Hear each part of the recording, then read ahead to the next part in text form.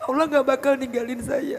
Enggak. Jadi setiap kali saya baca bahwa ada Rabbuka wa makola itu saya ulang berkali-kali karena saya mau yakinin ya Allah saya sendiri tapi engkau tidak meninggalkan saya kan. Makanya ibu-ibu, dunia ini akan meninggalkan kita atau kita akan meninggalkan dunia ini. Tapi Allah tuh gak pernah. Dan sampai hari ini Allah buktikan.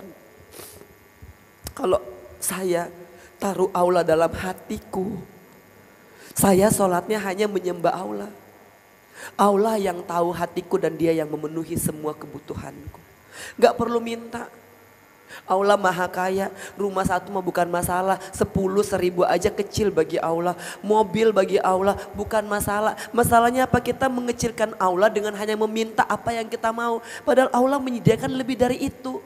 Tapi karena kita transaksional ke Allah, sholat duhanya karena pengen rezekinya ada banyak, sholat tahajudnya karena pengen masalahnya selesai. Bukan itu, Allah gak minta itu. Karena Allah tahu hati kita. Assalamualaikum warahmatullahi wabarakatuh. Ya Allah kayaknya gak ada masalah ya pas jawab salamnya gitu. Bahagia ibu-ibu? Wah, alhamdulillah berarti gak ada pertanyaan lanjutan. Berarti kalau bahagia gak ada masalah. Bahagia ada masalah? Masalah apakah? Utang? Nggak ada. Masalah suami? Masalah suami? Masalah suami? Ada yang tidak, ada yang iya gitu ya. Nggak apa-apa, namanya rumah tangga itu pasti up and down. Nggak mungkin rumah tangga itu tuh waduh dari awal pernikahan sampai hari ini tuh nggak ada masalah. Pasti ada. Ada masalah dengan suami? Kan lebih jujur lebih enak.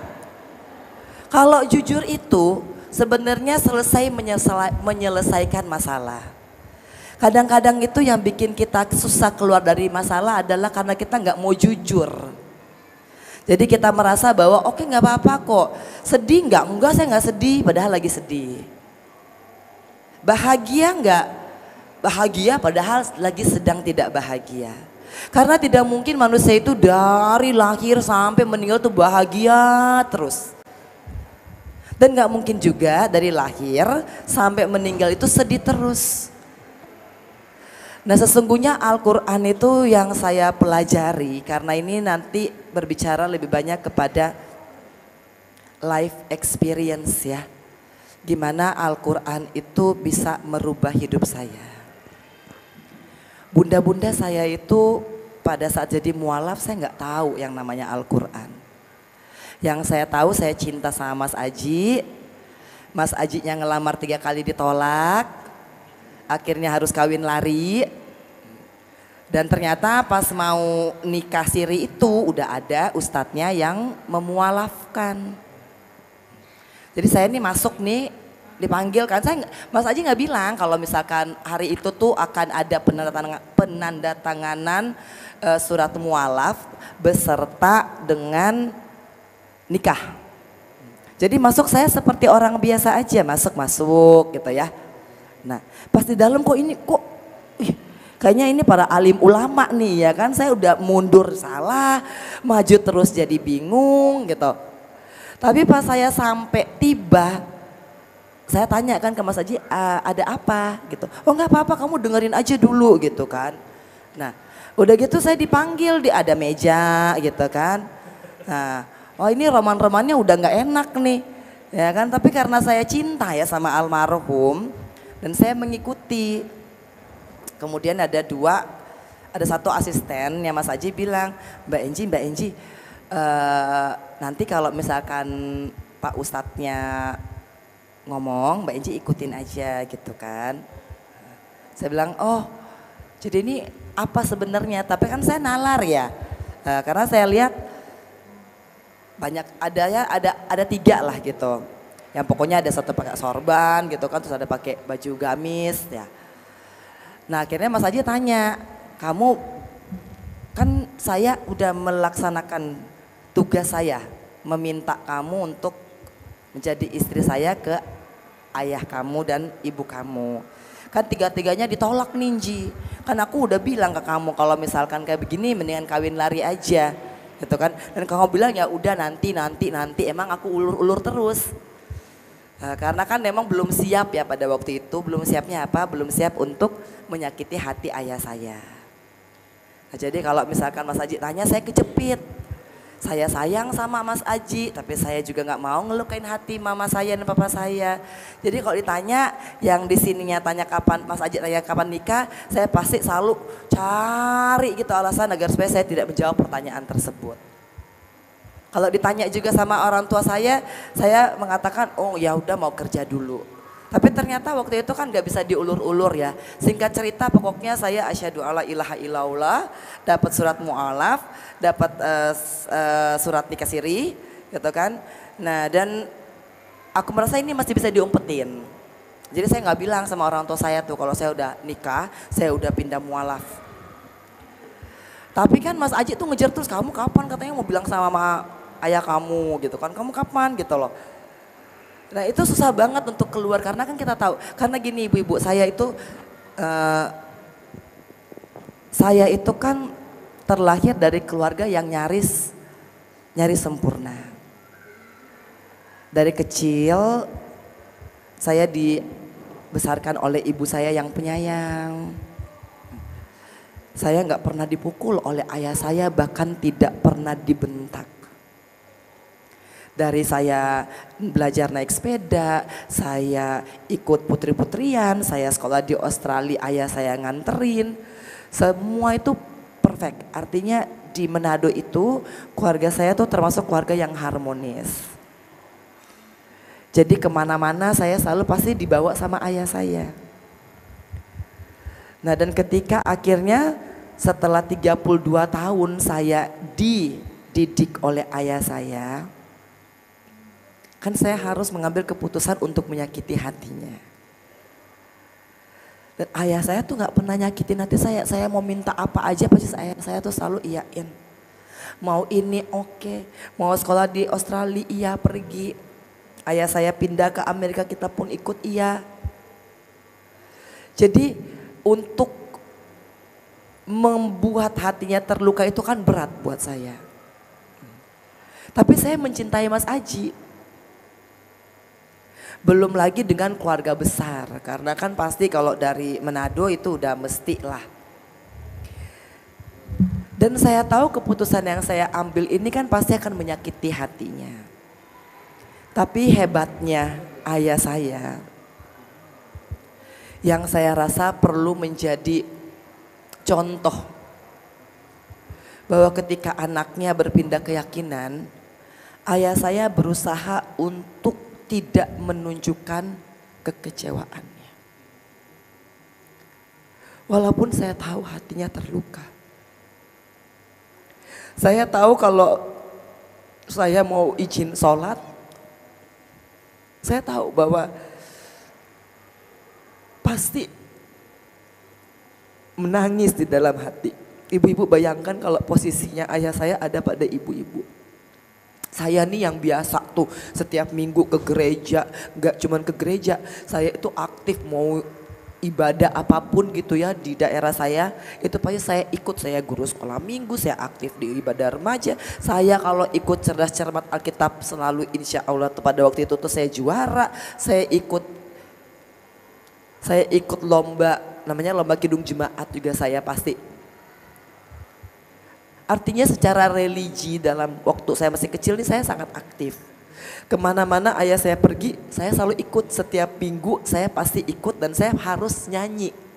Karena opa saya itu adalah pendeta emeritus. Pendeta yang 75 tahun mengabdikan dirinya untuk melayani. Jadi ibu-ibu bisa ngebayangin ketika ayah saya setelah saya berpindah keyakinan, setiap hari minggu yang biasanya saya temenin,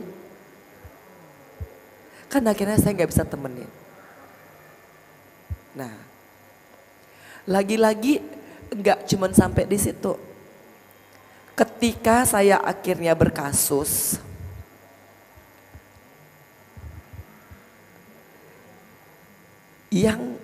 karena Mas Aji meninggal kan, Ketika Mas Ajik meninggal, saya nggak mau. Saya nggak mau ngebebanin orang tua saya. Jadi saya berusaha untuk sendiri ngejalanin semua dan akhirnya aku kena kasus. Ketika saya kena kasus itu kan berarti Mas Aji udah nggak ada dan yang mendampingi saya itu adalah ayah saya.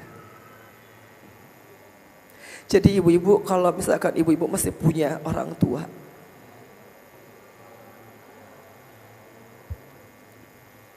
kita nggak akan sanggup ngebalas kebaikan orang tua. Tapi kalau misalkan ibu-ibu punya waktu sekarang,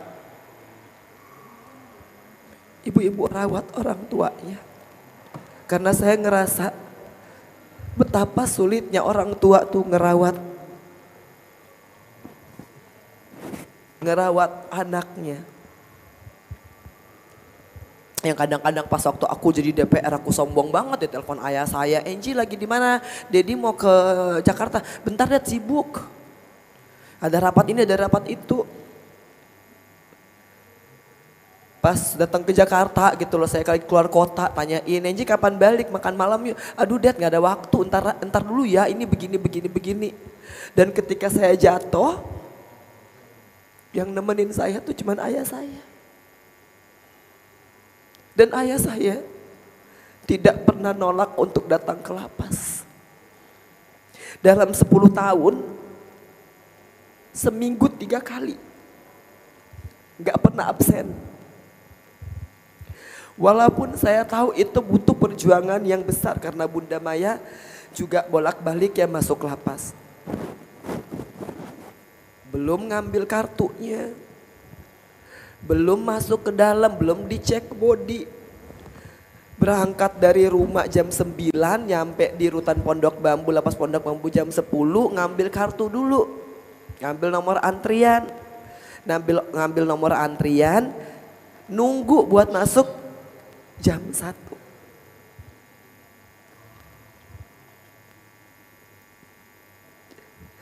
Jadi dari jam 9 sampai ke lapas jam 10 ngambil nomor antrian baru masuknya jam 1. Jadinya nunggu di Burger King ada di dekat lapas. Berarti ayah saya dan ibu saya harus menghabiskan waktu sekitar 4 jam buat masuk. Dan ketemu saya setengah jam, 1 jam, baru balik lagi. Jadi ayah saya tuh ngambil nomor antrian, nanti Kianunya masuk karena kita ada pegang nomor antrian. Nah, jadi kalau bicara soal kenapa saya sampai saat ini tuh insya Allah yakin dengan Allah dan Al-Quran. Karena sesungguhnya saya melihat ayah saya. Karena ayah saya itulah yang sebenarnya mengatakan kepadaku, kalau kamu mau pindah agama, emang kamu tahu kitabnya apa? Emang kamu tahu siapa Nabi Muhammad SAW? Ayah saya menyebutkan Nabi Muhammad. Dan karena ayah saya itu profesor, doktor, master. Jadi saya dari kecil sudah terbiasa untuk memberikan jawaban berdasarkan riset. Jadi saya nanti ketemu misalkan di minggu depan kunjungan saya harus mengatakan bahwa oh Al-Quran itu isinya begini.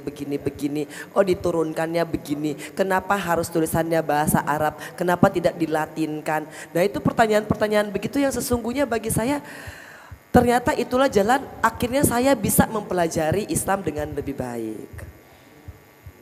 Akhirnya saya menelusuri sejarah Nabi Muhammad SAW. Dan ternyata saya melihat bagaimana Nabi Muhammad SAW dirawat oleh pamannya yang non-muslim. Dan tetap ayah saya itu bagi saya adalah seorang yang selalu saya doakan di setiap kali sharing seperti ini. Karena saya ingin agar supaya ayah saya bisa bahagia di surganya. apapun keyakinan ayah saya tuh terlalu percaya kalau ngelihat Angelina Sondak yang saya tahu ayah saya sayang banget sama saya. Yang penting bisa bermanfaat, yang penting bisa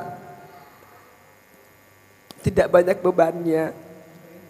Saya yakin pasti ayah saya tuh akan tersenyum. Makanya ibu-ibu, saya hadir hari ini sesungguhnya ingin mengatakan bahwa pengalaman hidup yang terceritakan di masing-masing kita itu adalah hadiah. Kalau ditanya tadi kapan mau siapa yang mau masuk surga? Pada angkat tangan semuanya kan?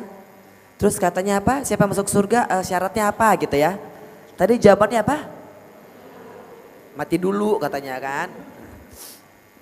Padahal apa ibu-ibu?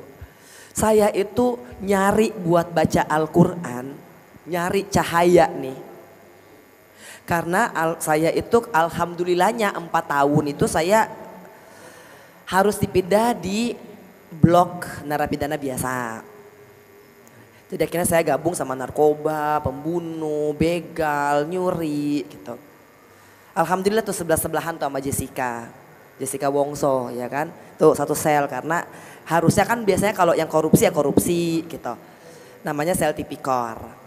Nah, jadi karena di situ jadi Allah hadirkan ke saya satu pengalaman yang bagi saya inilah yang menjadi momentum kenapa akhirnya saya mempercayai bahwa Islam itu gampang.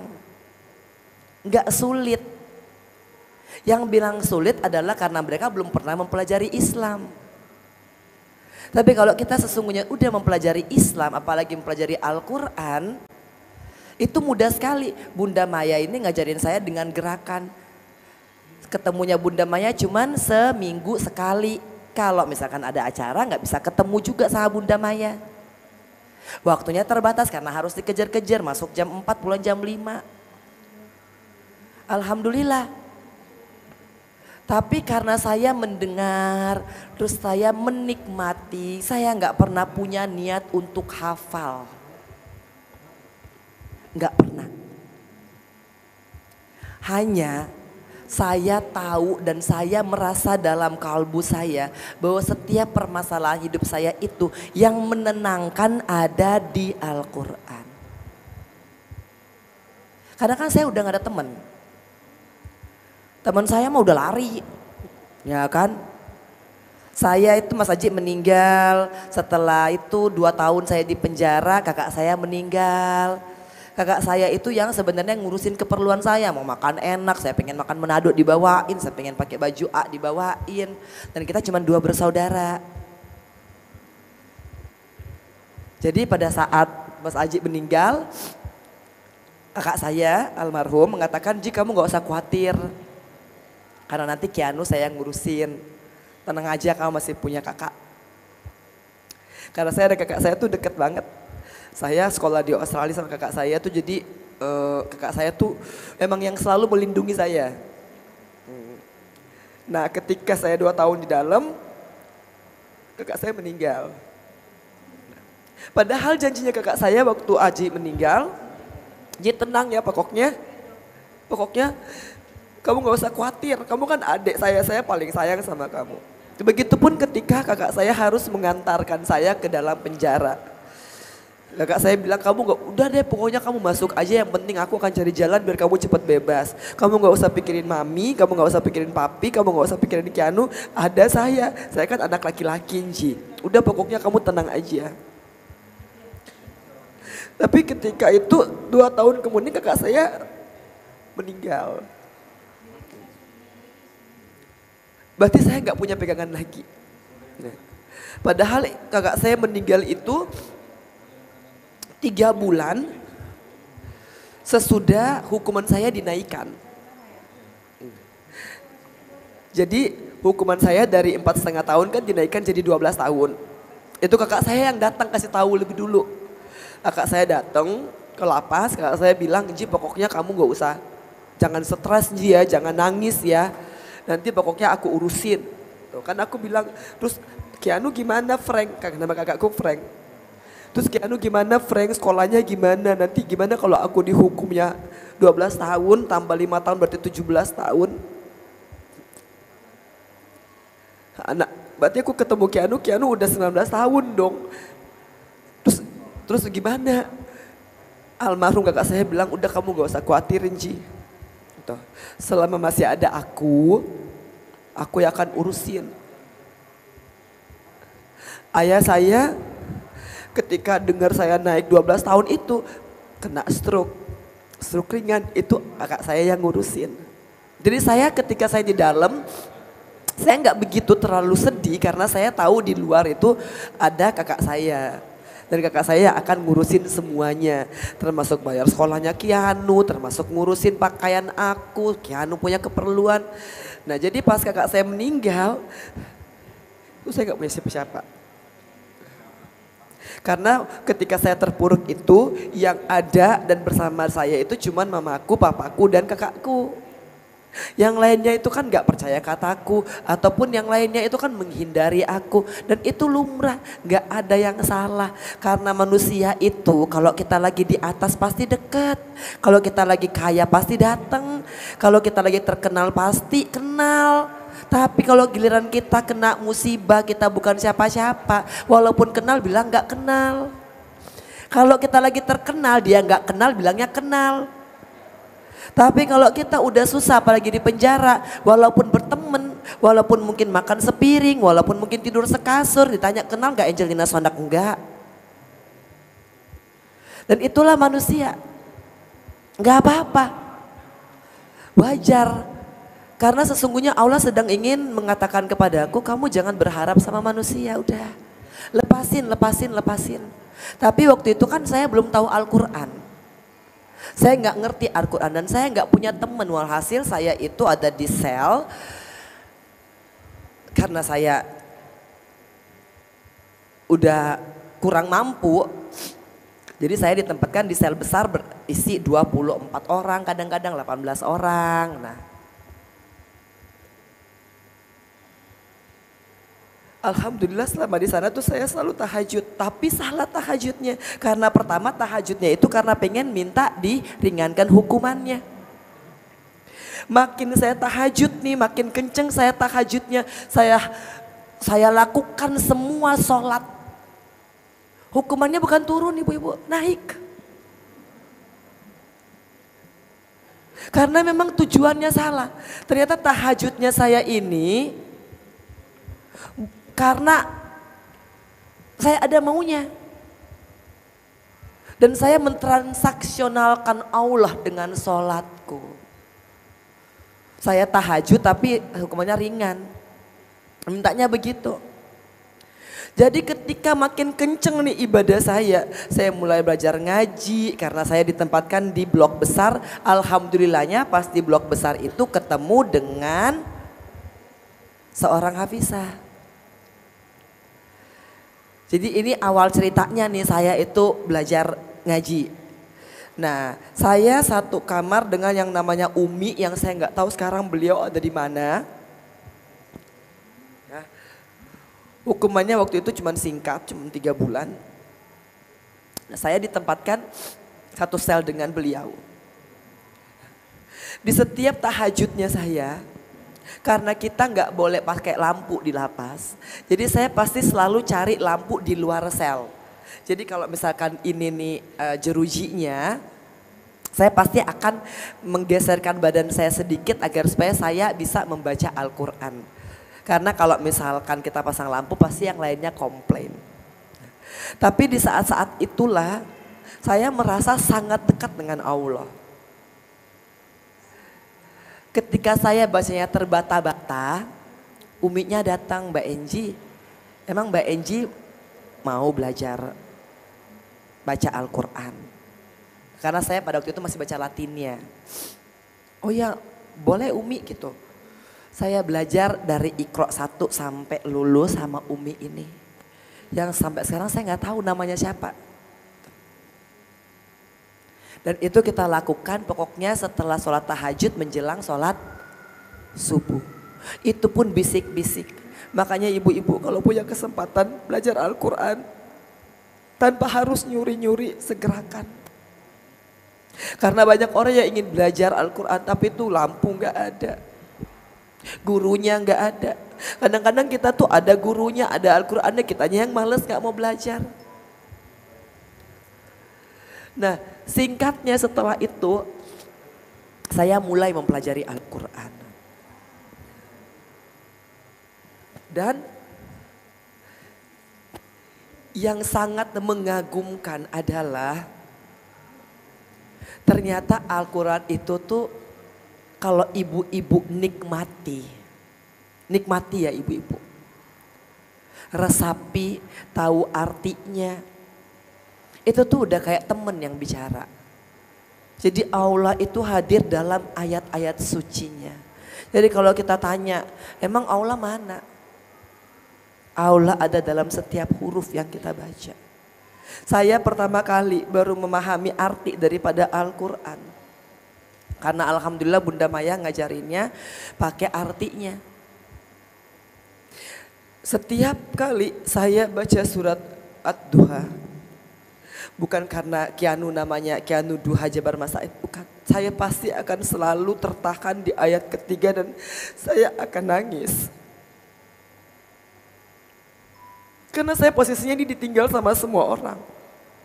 Jadi ketika saya mengatakan Allahu Akbar, saya masuk ke surat Ad-Duha, Wad-Duha, walaili idha saja. Ma wa ada robuka wa makola. Allah gak bakal ninggalin saya.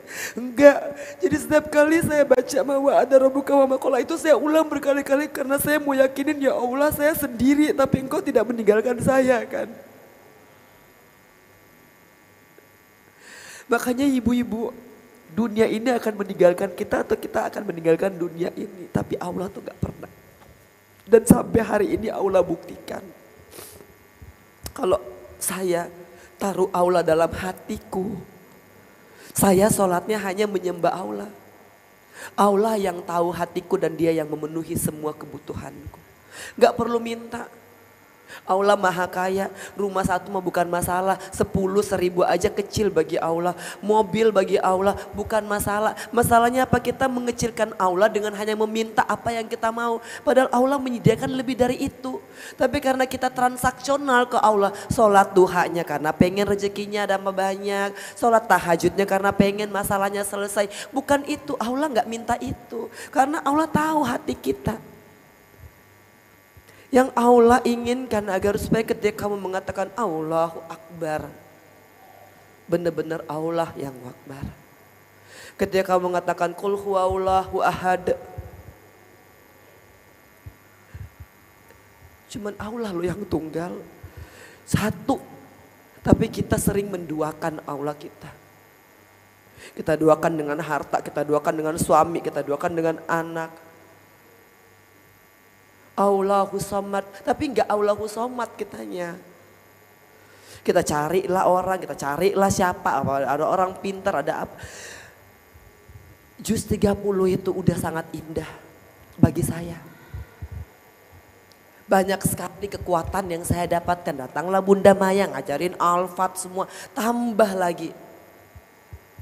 Padahal dengan surat-surat pendek itu aja saya udah bisa merasakan bahwa Allah itu ada. Makanya kalau mau dikatakan tadi, oh mau masuk surga, iya siapa yang masuk surga, saya masuk surga. Al-Baqarah 2:14. Hasibtum. Ini para penghafal Al-Quran nantinya sama Ustadz Bobby nanti ya. Belajar ngajinya jadi tahu artinya. Di ujungnya hanya dikatakan apa. Dan ini yang selalu menguatkan saya karena di ujung ayat 216 dikatakan Inna nasrullahi qarib. Inna nasrullahi qarib. Pertolongan Allah sungguh dekat. Saya dihukumnya 17 tahun waktu itu tapi pertolongan Allah sungguh dekat. Saya yakin walaupun kelihatannya jauh banget ya Allah. Tambah 17 tahun lagi saya gak sanggup. Tapi kata Allah apa pertolonganku sungguh dekat. Ditambah lagi Bunda kasih Al-Fat. Inna fatana laka fatamu bina. Udah pasti menang. Tapi menangnya bukan menangnya manusia. Ternyata menangnya itu adalah apa? Allah insya Allah mau bersemayam di hati yang bersih. Kalau kita ini Angelina Sondak ini masih nyimpan dendam, masih benci, masih gak terima. Karena ketika saya itu ditahan, posisi saya tuh lagi tinggi-tingginya. Duit lagi banyak banget, waduh ya Allah, mobil lagi banyak, rumah lagi banyak, kekuasaannya. Punya suami ganteng, anak-anak juga cantik dan ganteng. Itu udah kayak hidup di mana? Waduh udah kayak film-film apa kalau mau dibilang tuh Alice in Wonderland. Gak ada yang kurang. Nah, terus tiba-tiba ngalamin kayak begini plek. Tapi apa? Tapi ternyata Allah ingin saya menang dalam arti apa? Kalau misalkan saya itu hanya dihukum 4,5 tahun dan saya dapat remisi karena ada PP 99 yang sudah dihapus, saya bisa bebas hanya 2,5 tahun. Kalau saya bebas 2,5 tahun, saya masih punya banyak duit dan saya akan berpikir bahwa duit bisa menyelesaikan semuanya. Karena saya berpikir duit masih bisa menyelesaikan semuanya, saya juga akan jadi penggila duit. Tapi Allah buat cerita saya sehingga saya ini emang udah gak punya duit.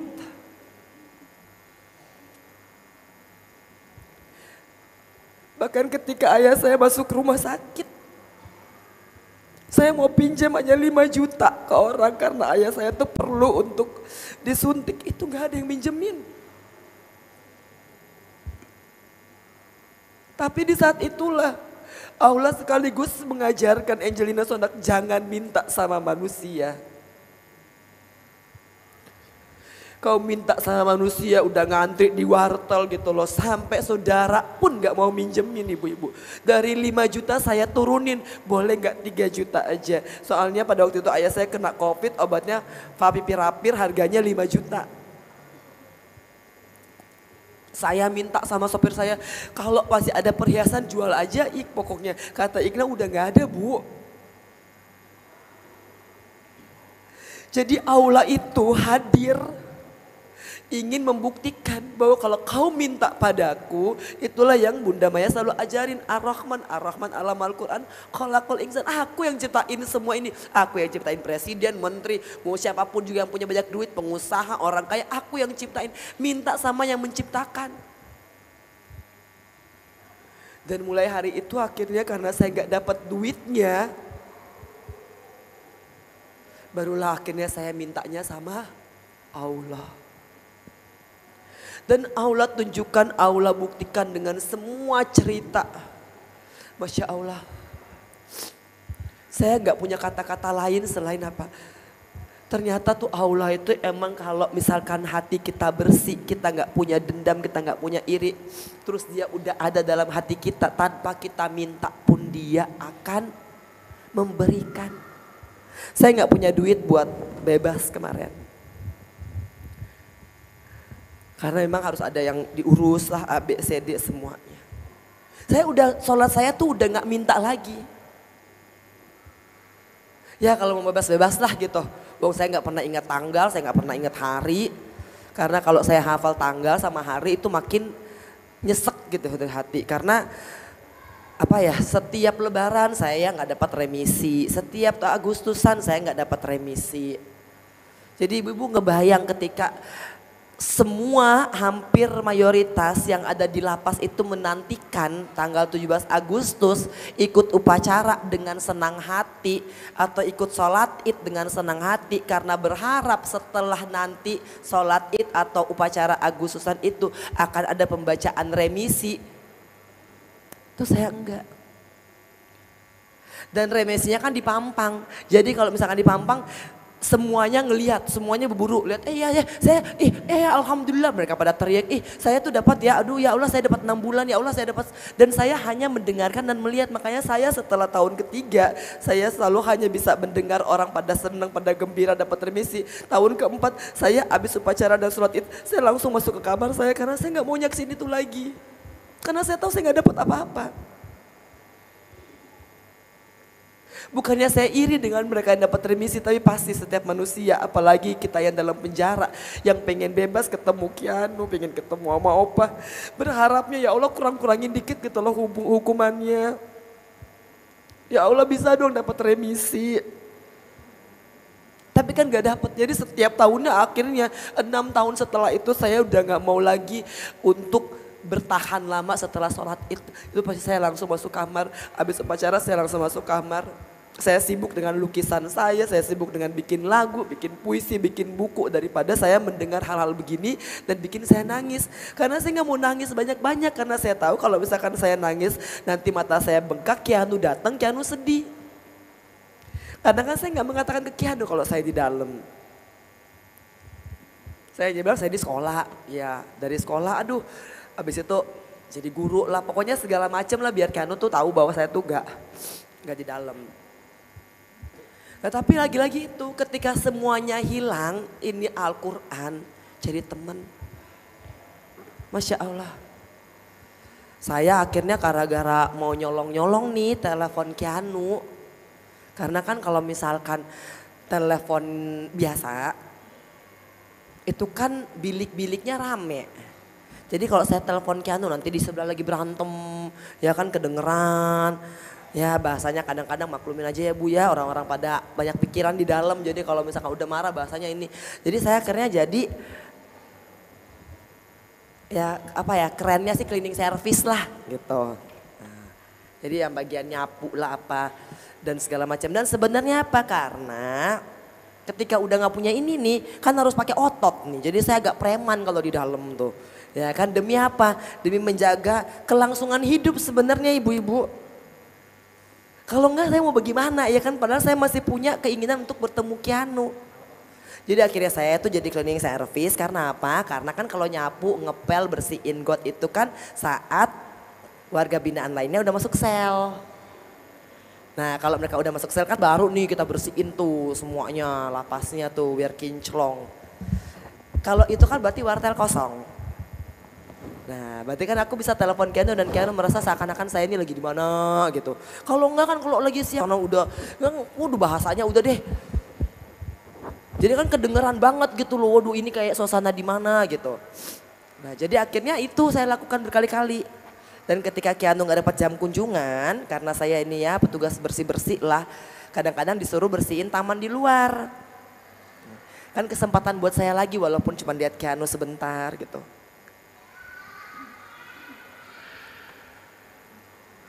Jadi habis macul ngepepukin itu. Sampai hari ini saya alhamdulillah tuh masih ada bougainville-nya. Di depan lapas perempuan kelas 2 Jakarta tuh masih ada tuh. Jadi saya janjian sama Ikna, Pak Ikna pokoknya kamu tuh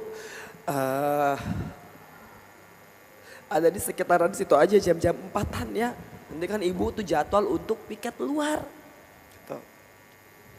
Dan semua pekerjaan itu yang saya gak pernah terpikir akan saya lakukan karena saya dari kecil gak pernah kerja ibu-ibu. Saya putri Indonesia gak pernah gitu loh ini lutut ini jadinya hitam sekarang. Karena apa? Karena ngepel ngesot. Karena kalau gak ngesot gak bersih. Namanya lantai itu adalah meja makan kita. Jadi kan pasti ketempelan sama nasi-nasi. Jadi kalau tuh nasi-nasi udah ada kan kita harus pakai tangan ya. Nah walhasil nih putri Indonesia mungkin alhamdulillah ya sekarang pakai beginian jadi nggak begitu kelihatan. Kalau dulu pakai mini kan, namanya dulu ya zaman jahiliyah ya, pakainya rok mini gitu kan. Jadi ininya kudu putih bersih. Sekarang udahlah nggak apa-apa ikhlas gitu kan. Alhamdulillah ternyata Allah kan nggak lihat fisik kita, Allah ngelihat hati kita. Jadi kalau dulu nih yang saya repotin bersih-bersihin badan saya, mulus-mulusin gitu loh. Sekarang udah akhirnya ya udah mulus-mulusin hati, bersih-bersihin hati. Itu juga yang dibawa nanti mati cuman hati. Dan ngebersihin hati itu pakai apa? Pakai Al-Quran. Ibu-ibu kapan terakhir baca Al-Quran nangis? Kapan ibu-ibu terakhir kali baca Al-Quran terus nangis? Nah, berarti kadang-kadang kita baca cuma pakai mulut kita, nggak pakai hati kita. Sebenarnya kalau misalkan saya merasa Al-Quran itu luar biasanya apa? Satu huruf aja yang kita baca. Itu sebenarnya udah bisa menenangkan hati kita. Ini nih berkat guru-guru saya nih, berkat Ustadz Bobby gitu ya. Terus juga berkat, sebenarnya yang lebih intensif dengan saya kan Bunda Maya. Dan sebenarnya yang ibu-ibu harus tahu, jadi kan Keanu waktu masih kecil tuh sempat dititip sama Bunda Maya. Nah ini nih, jadi di tempatnya Bunda Maya nih Keanu tuh main sama anaknya Aska. Gitu, karena pada saat itu kan kakak saya meninggal, saya bingung. Datanglah Ustadz Bobby dan Bunda Maya. Alhamdulillah anaknya sepanteran ya Bunda ya, sama Aska ya. Nah jadi gitu, jadi kalau misalkan Aska datang, jadi Bunda Maya ini selalu ngajak Aska nih buat masuk ke dalam gitu loh. Keanu kunjungannya jam-jam segitu. Akhirnya udahlah pokoknya Keanu lagi ikut di belakang, Keanu malu katanya ke sini. Cuman Keanu itu seneng banget, mungkin anak-anak itu umur berapa Bunda ya? Iya ya 5, 6, pokoknya masih kecil-kecil lah begitu. Nah jadi itu alhamdulillah ada tempatnya, jadi Allah takdirkan tuh untuk bertemu orang-orang yang baik. Nah, jadi bunda-bunda kalau misalkan hari ini tuh punya masalah pasti. Ibu-ibu punya masalah pasti kan? Bunda-bunda punya masalah enggak? Nah, masalah itu memang harus hadir karena apa? Karena kita mau masuk surga. Karena 2:16 Al-Baqarah dikatakan apa? Janganlah kamu berharap masuk surga sebelum kamu diuji seperti ujian orang-orang sebelumnya. Jadi mau ujian Angelina Sondakh cuman begini. Kalau syaratnya masuk surga itu harus ujian, berarti oke pertanyaannya, ibu-ibu mau masuk surga? Mau masuk surga? Mau ujian? Kan harusnya sama ya. Kalau misalkan mau masuk surga berarti harus diuji. Ya kan, mau masuk surga? Ikhlas kalau diuji? Kalau diujinya suaminya diambil oleh Allah?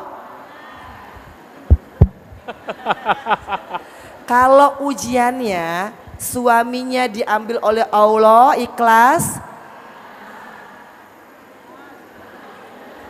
Jadi kayak saya nih kan meninggal dong ya, ya kan betul ya? Kalau itu ada ikhlasnya alhamdulillah. Tapi kalau pertanyaannya lanjut, apa ikhlas suaminya nikah lagi agak berat tuh kayaknya tuh. Nah makanya kan katanya oke, siap untuk diuji?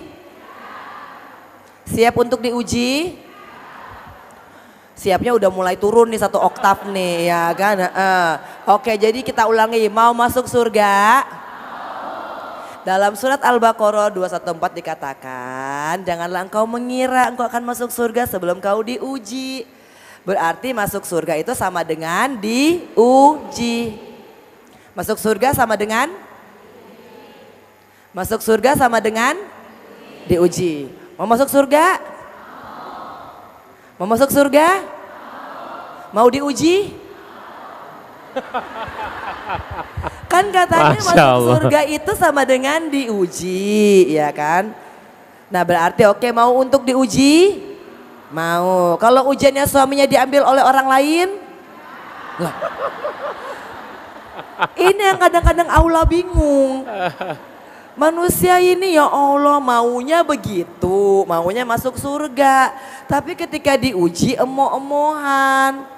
Kalaupun dia ikhlas sama ujian, ketika suaminya diambil orang lain dia marah. Kalau suaminya diambil orang lain dia bukan ke Al-Quran tapi ke dukun. Kan gitu, jadi bingung. Nah makanya semuanya itu berasal dari hati. Masya Allah. Kita mau hafal 1 Al-Quran pun,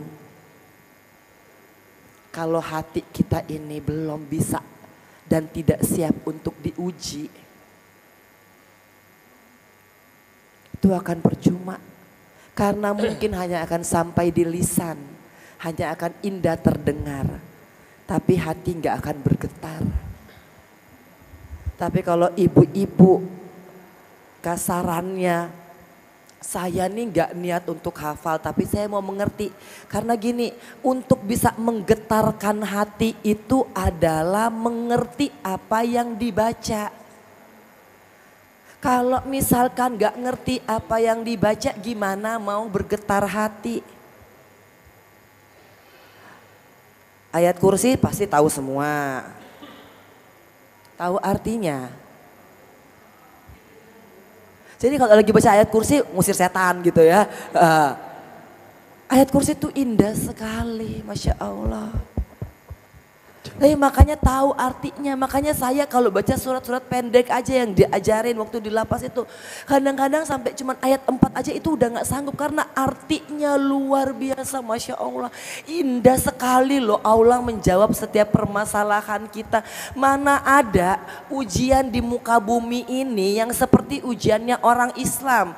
Oke, ujian mau naik dari SD ke SMP, dikasih ujian nih, tak oke duduk selesaikan ujiannya. Boleh nggak kira-kira ini anak nanya ke gurunya, Pak Guru ini saya nggak tahu nih nomor 4. Bisa nggak? Nggak bisa. Tapi ujian orang Islam nggak tahu jawabannya walaupun udah dikasih kunci jawabannya di Al-Quran. Tetap ketika kita bilang ya Allah ya Rob saya ini kok begini, Allah ngasih nggak petunjuk. Masalahnya kitanya ini yang tidak mau untuk Muhammad ayat 7. Waladina tadau sadahum huda wa atahum taqwakum. Kalau Allah udah kasih hidayah dikasih kok ketakwaan, dikasih keistiqomahan. Jadi jangan pernah bilang saya ini nggak dapat hidayah, dapat. Yang tidak dapat itu adalah taufiknya karena malas belajar. Karena nggak mau ngambil kesempatan hari ini Ustadz Bobby datang ada satu metode untuk menghafal Al-Quran dan artinya dengan baik, nggak mau ditangkap. Itu kan hidayah semua. Masalahnya kitanya nggak mau. Kalau hidayah itu Allah bisikan itu udah luar biasa, tidak melalui alam ini, melalui manusia, melalui apa yang terjadi itu udah sering. Tapi apa kita selalu maksain apa yang kita mau? Kita nggak pakai apa? Kita nggak pakai Al-Quran. Wa asa antakrahu syai'a wa huwa khairul lakum wa asa antuhibu syai'a wa huwa syarrul lakum. Kita nggak pakai itu. Artinya tadi Al-Baqarah ayat wa asa antakrahu syai'a wa huwa khairul lakum wa asa antuhibu syai'a wa huwa syarrul lakum. Mungkin apa yang kita benci itu baik buat kita. Dan mungkin apa yang kita sukai tidak baik buat kita. Jadi apa artinya sebenarnya itu kalau kita baca Al-Baqarah dalam keseluruhannya itu dikatakan berarti kalau ujian ini kita benci belum tentu nggak baik buat kita. Karena apa? Karena Allah janjikan nanti surganya. Jadi kalau dapat ujian yang nggak mengenakan harus dinikmati. Karena dalam setiap ujian itu kita makin mendekat ke Allah. Allah itu lebih senang di hati kita loh ketimbang arsy-Nya. Asalkan hati yang Sekarang hati kita udah bersih belum? Lihat mantan apa ya? Mantan suami atau mantan pacar ya? Lihat mantan pacar jalan sama yang ini, waduh.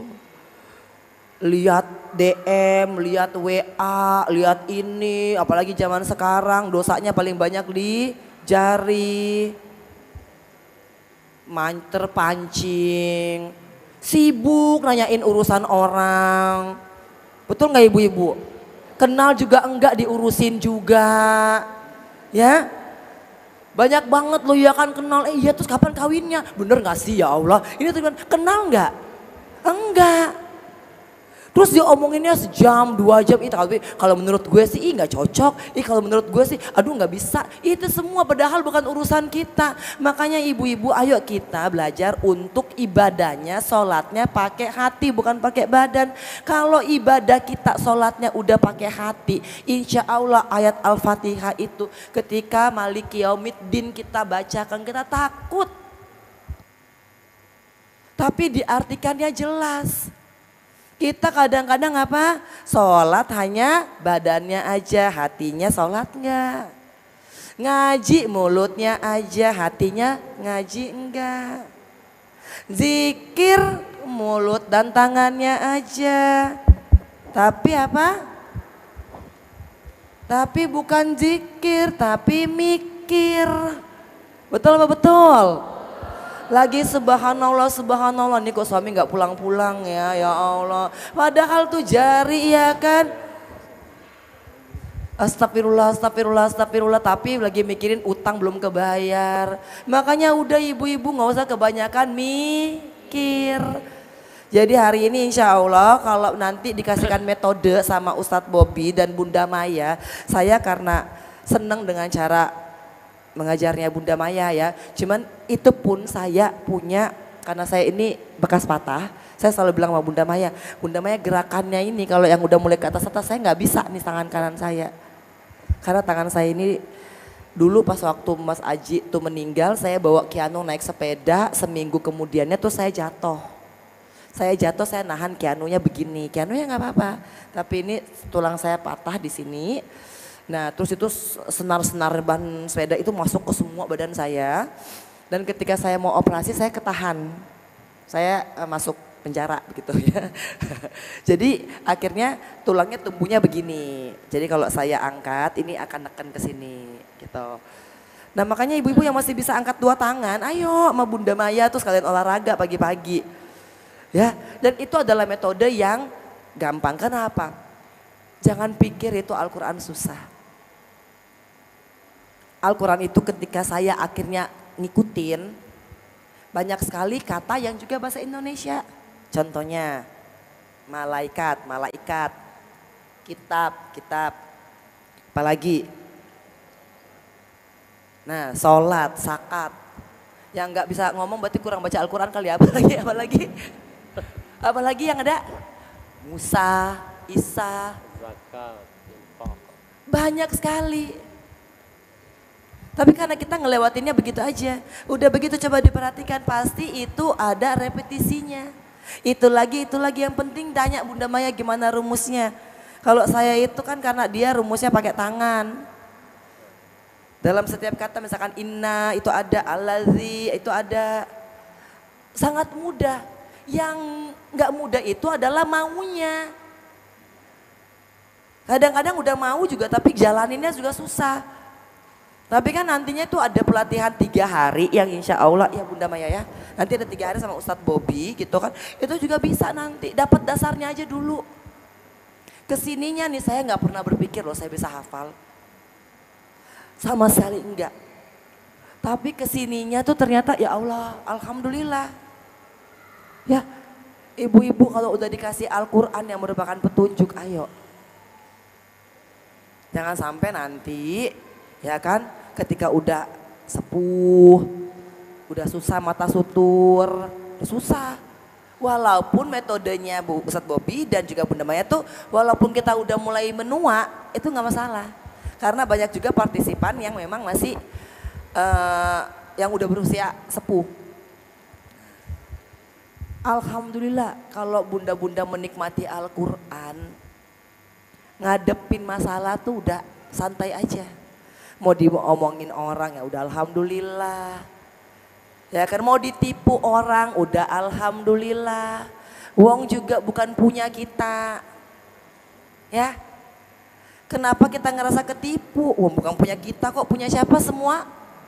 Punya Allah. Ya udah kalau punya Allah semua, kalau ada yang pinjemin duit 10 juta ikhlasin dong ya kan punya Allah katanya.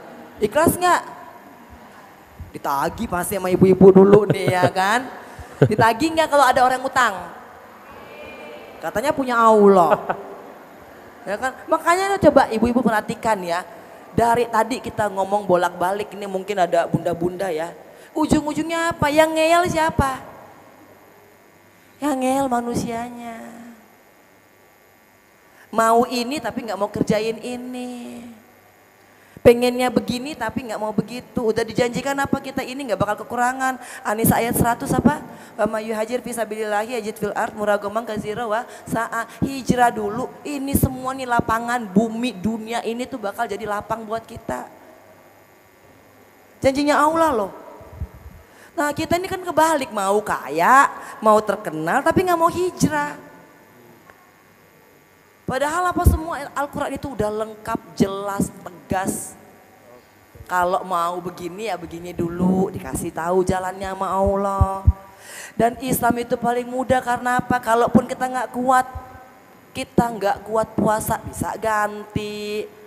Kita ada dalam perjalanan bisa kodok sholatnya, apalagi. Makanya kan suka heran ya kalau misalkan udah dikasih begitu banyak kemudahan sama Allah, kitanya yang nggak mau jalanin, berarti yang ngeyel adalah. Jadi lagi-lagi nih saya tanya terakhir sebelum menutup ini, mau masuk surga? Kok ketawa ibu-ibu? Ya kan? Mau masuk surga Bu? Oke, kenceng ya. Mau diuji? Ujiannya kalau di dunia kan multiple choice, essay gitu ya. Ujiannya mau yang bagaimana? Yang ringan. Tadi Al-Baqarah 2:14 kan udah dibilang. Janganlah engkau berharap untuk masuk surga kalau belum diuji seperti orang-orang sebelumnya. Kira-kira Al-Quran diturunkan pada tahun berapa dan orang-orang sebelumnya tuh siapa aja? Nabi Ayub. Wah. Yunus, siapa lagi? Yusuf, siapa lagi? Lah. Ya udah pilih aja mau ujiannya seperti Nabi siapa? Masya Allah. Kan katanya kalau mau masuk surga harus diuji seperti orang-orang sebelumnya. Makanya kalau lagi dikasih ujian yang ringan jangan kebanyakan ngeluh. Kalau misalkan sakitnya cuman bisul jangan bilang kanker.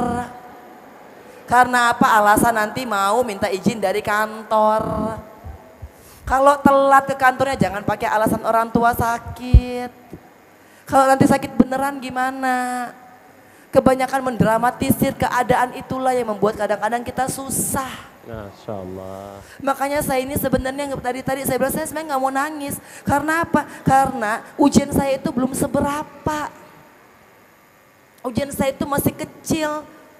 Karena kalau semuanya pakai Allah, ujiannya itu terasa ringan. Insya Allah. Gak ada yang terasa berat. Bisa pada awalnya. Saya, Angelina Sondak ini juga masih kadang-kadang suka julid. Lihat orang, oh iya ya. Tapi udah diperpendek frekuensinya. Astagfirullah, langsung tobat, astagfirullah. Tapi tobatnya yang benar. Baik. Ya. Makanya ibu-ibu hari ini kalau kita udah tahu Al-Quran, kita tahu kita mau kemana. Mau kemana ibu-ibu? Ke surga. Berarti ini tempat transit. Kalau transit, saya nih misalkan mau ke mana nih? Ke Inggris. Kalau ke Inggris gimana ya bun? Transitnya di mana nih? Jepang misalkan. Kalau kira-kira transit nih, mau ke Amerika transit di Jepang. Kira-kira bawa bagasi nggak turun? Bagasi loh ya, bukan kabin. Kira-kira nih, kita ini kan dari Jakarta nih masukin bagasi. 20 kilo sekarang ya bagasi ya? Hah? Oh 23, ya Allah, iya kan 23. Oke, bagasi masuk 23. Check in, masuk boarding, ada bawa cabin, ya kan? Kalau misalkan tujuannya ke Amerika berarti bagasinya diturunin di mana? Di Amerika. Kalau transit kira-kira turunin nggak bagasinya? Enggak. Kalau lagi transit, bawa ala kadarnya aja. Ya. Gak usah dikumpul-kumpulin. Ya pikirin aja yang di akhirat. Karena kemarin ketika launching lagu Mengenangmu, tuh lagu Mengenangmu itu kan saya buat Mas Aji. Mudah-mudahan ibu-ibu udah pada ngikutin ya IG saya dan juga YouTube saya ya, mudah-mudahan ya. Karena itu adalah tempat saya mencari rezeki yang halal. Ya, tolong dibantu di subscribe, di like, di share, di komen, pokoknya semua deh, gitu ya. Nah, di situ Ibu Atalia Ridwan Kamil mengatakan anak saya dari kecil udah berprestasi. Piagam sana sini, anak saya baik sekali. Tapi apa Mbak Enji? Cincin aja tidak dibawanya pada saat meninggal. Jadi itu Eril lepaskan memang. Dia lepaskan sebelum akhirnya hanyut terbawa arus di sungai. Yang artinya kita ini nggak akan bawa apa-apa. Rumah besar, harta banyak, kekuasaan banyak, jabatan tinggi. Emang Allah mau tanya, Enji kamu dulu anggota DPR berapa periode? Nggak ada. Makanya udah, kita nih kebanyakan ngumpulin yang di dunia aja. Targetnya cuman dunia, mikirin yang di dunia. Punya rumah satu maunya dua, anak maunya harus begini, mobil maunya hanya begini. Itu karena apa? Cuman mau nyenengin kata manusia. Bener apa bener? Cuma karena pengen diakui manusia kan? Karena supaya dibilang, oh iya ya ibu ini nih bawa mobilnya ini. Ih rumahnya begini bagus loh. Sekarang udah kita pusingin aja kata Allah. Allah maunya kita kayak apa. Baik. Makanya saya kalau ditanya, ini terakhir banget ya. Udah jamnya, soalnya gak ada jamnya ya. Jadi ibu-ibu, terakhir saya ingin mengatakan tolong dijaga hatinya. Ya. Gak usah cari image. Oh kan orang tanya nih, oh emang lagi mau menciptakan apa image apa? Nggak perlu, image itu nggak bakal dihitung sama Allah. Yang dihitung itu kan hati kita, bacaan Al-Quran kita, amal kita. Jadi kalau ibu mulai hari ini pusingin hari-hari ibu dengan membaca Al-Quran, insya Allah pengalaman hidup saya nggak akan terjadi di ibu-ibu. Ya, karena pengalaman hidup saya itu agak banyak berdarah-darahnya. Ya. Bismillah, doakan saya, doakan Kianu, mudah-mudahan kita tetap istiqomah. Ibu-ibu juga mudah-mudahan bisa ketemu saya. Nanti saya tadi baru ngomong sama Bunda Maya sih maunya ngerancang pelatihan itu, kita namanya pelatihan 3 hari gitu loh untuk kauni. Belajar membaca, bukan belajar baca Al-Quran, hafal Al-Quran dengan artinya. Ya. Saya kalau ada salah-salah saya mohon maaf ibu-ibu dan semua yang ada di sini, terutama untuk Pak Ketua Yayasannya, Ibu Ketua Ibu Pembina. Masya Allah ini kesempatan yang luar biasa buat saya dan juga untuk Allah Subhanahu Wa Taala. Mudah-mudahan cerita ini bukan tidak membawa keriaan buat diri saya dan kesombongan, tapi saya niatkan lillahi ta'ala hanya agar supaya kita bisa belajar sama-sama. Ya, ibu-ibu pokoknya kalau ada apa-apa nanti hubungin Bunda Maya. Bunda Maya nanti, Bunda Maya ini adalah istri Pak Bobi ya. Nah, jadi Bunda Maya ini adalah istrinya Ustadz Bobi. Nah, alhamdulillah kan. Jadi Kianu pernah dirawat sama Bunda Maya. Saya diajarin ngaji sama Bunda Maya. Ya, dan sabar. Saya dulu suka kangen sama Bunda Maya, nunggunya lama seminggu. Nah, kalau ibu-ibu kan nanti kalau mau ketemu Bunda Maya udah tinggal langsung WA juga langsung ketemu. Kalau saya kan kudu ada jadwalnya, jadwal kita hari Rabu, hari Kamis ya Bunda ya. Nah jadi kalau sekarang ada kesempatan buat belajar dengan Bunda atau dengan Pak Ustadz Bobi langsung, alhamdulillah. Dan sekali lagi maafkan saya apabila saya ada salah-salah yang dulu-dulunya saya, mudah-mudahan Allah ampuni dosa-dosa saya. Jangan ditiru, jangan diikuti, jangan dicontohi. Wassalamualaikum warahmatullahi wabarakatuh. Waalaikumsalam warahmatullahi wabarakatuh.